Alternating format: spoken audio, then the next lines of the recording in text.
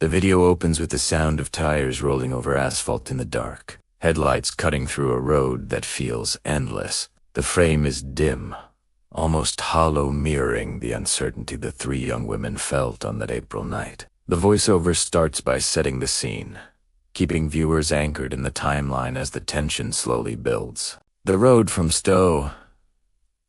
Domingo toward Casablanca Beach is introduced not just as a route, but as the backdrop to a tragedy that would become one of Ecuador's most disturbing cases in recent years. The script emphasizes the atmosphere inside the car. Three friends who should be even excited for a beach trip, instead wrapped in an unspoken sense of unease. The moment Denise texts her friend, saying she has a bad feeling, is highlighted as the emotional turning point. The narration pauses briefly over the message status stuck on delivered, adding weight to the chilling foreshadowing. At the same time, Dalia's silent decision to share her location and Juliana's failed calls create a sense of mounting dread, drawing viewers deeper into the story as the digital trail collapses at 11:15 p.m.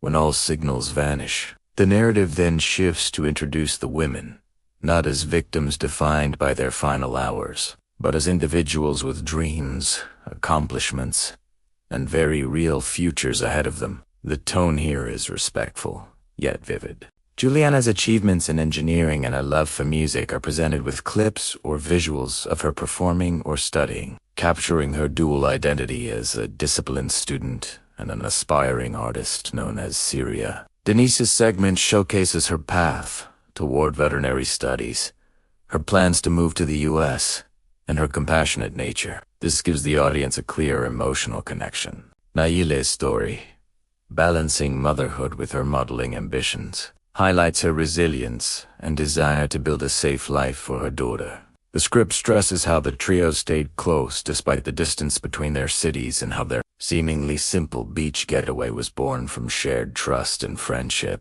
The video then transitions into the setup of the trip, breaking down the initial arrangements. It explains how Denise met with Luis Fernando Vaca, someone she'd known for years, and how he offered the idea of a casual coastal vacation. The delivery is calm and analytical here, pointing out that Denise didn't immediately say yes. She checked in with her friends, clarified logistics, and made sure everyone agreed a detail included to dispel assumptions that the trip was spontaneous or careless. The script weaves in the role of the second vehicle, carrying Andres Zambrano and Amara Ardanos, filmed by surveillance cameras, moving in sync with Vaca's car. This reinforces the idea that the movement of the two vehicles wasn't coincidental. As families begin to notice the sudden silence the next day, the video shifts to investigative pacing. Screen recordings of chats, missed calls, and pinned locations underscore the urgency of April 5th. The narration walks the audience through how each family launched their own search, how information was pooled into a shared timeline, and how social media became a tool for raising awareness. On April 6th, when the missing persons report is filed and the search becomes official, the script explains the procedure in clear, accessible terms.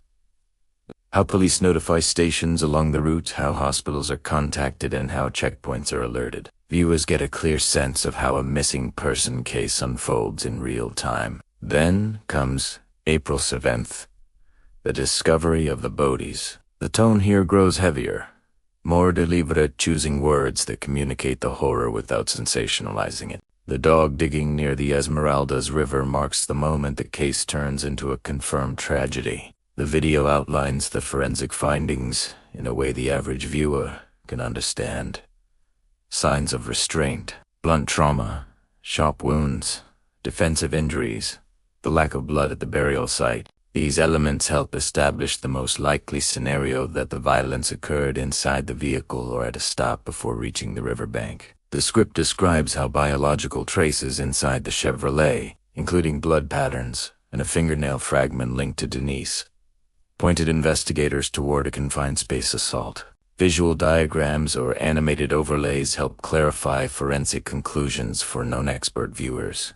From here, the video moves into the suspected perpetrators. It breaks down the roles of Vaca, Holger Zambrano, Andres Zambrano, and Amaradano, explaining how their actions, communication patterns, and coordinated travel led police to them. The voiceover maintains neutrality while presenting two main theories: a violent escalation following rejection, and a premeditated act involving a prepared burial site and coordinated vehicle movements.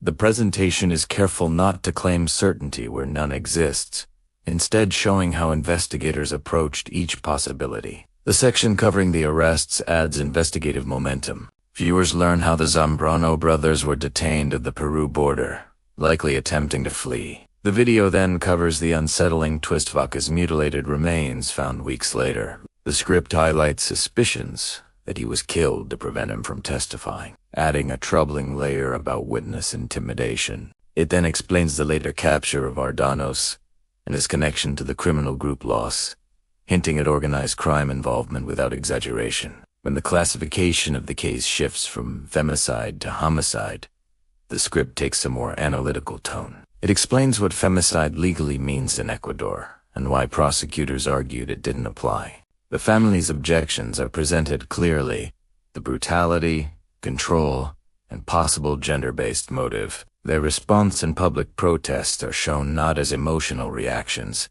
but as informed challenges to the legal framework used. This helps viewers understand both sides of the debate. The video then walks through the court proceedings, describing how forensic data, eyewitness accounts, and travel records led to the convictions of Andres Zambrano and Amar Ardanos. The acquittal of Holgar Zambrano is explained simply: lack of evidence placing him at the crime scene or directly tying him to the violence. The tone remains factual and steady, letting viewers interpret the outcomes themselves. Finally, the script shifts to the aftermath. It revisits attorney Paulina Rueda, who had been fighting to expand the list of suspects and push the case back toward a gender-motivated classification. Her surveillance reports, threats, the death of her son, and her eventual abduction form a chilling parallel problem: the danger faced by those who pursue justice in such cases.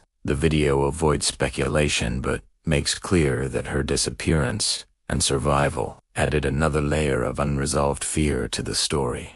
The script concludes by returning to the Esmeraldas River 2 years later, where a memorial now stands. The narration reflects on the three women not as the subjects of a crime, but as individuals whose lives meant something to their families, their communities, and countless people who followed their story. The camera lingers on candles, ribbons, and flowers, symbolizing the ongoing call for answers, transparency, and justice.